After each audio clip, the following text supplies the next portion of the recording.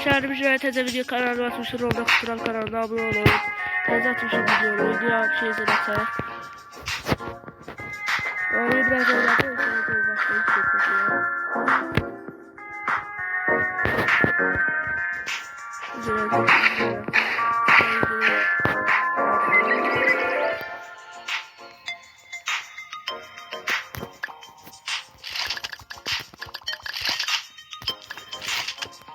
Sonra bu videonu sonuna abone olsa o kadar da 99 C'de kalan bir şey Jack var onu oynatırıyor. Sonra bunu bu şekillerden oynatırıyor. O siteydi karakterlerdi.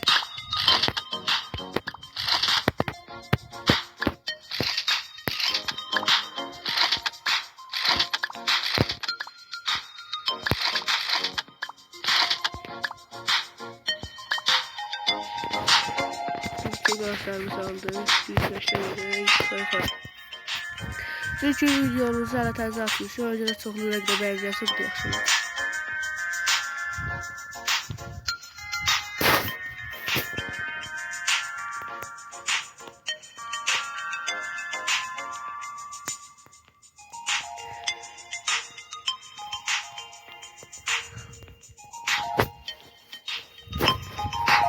Özde farmı başka oyunlar da oynuyordu. Hala bilmiyorum. Oyunlara bakıp oynuyordu.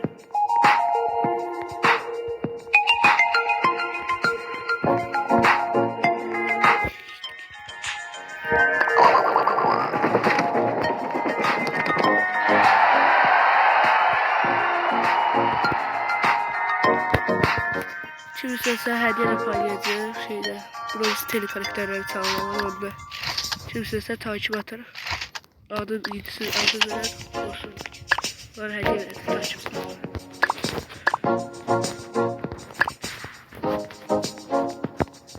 Şöyle şu grafımızı bir TC'ye biraz fiyatı, 50 kılık fiyatı.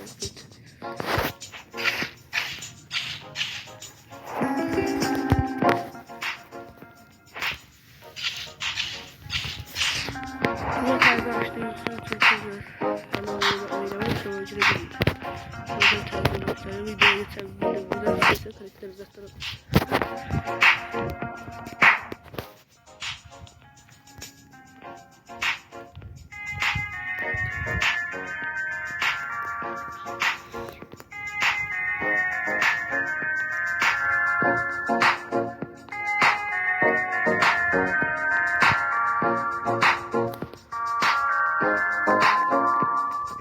Bora takipçisi Bora buradan bir şey karakter.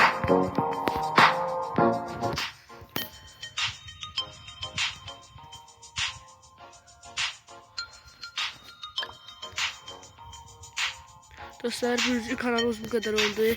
Kanal çok mu kadar istiyorsunuz? Sonra çok abone olun. Hem de biraz süre çok alacağım da. Sağ olun. Bye.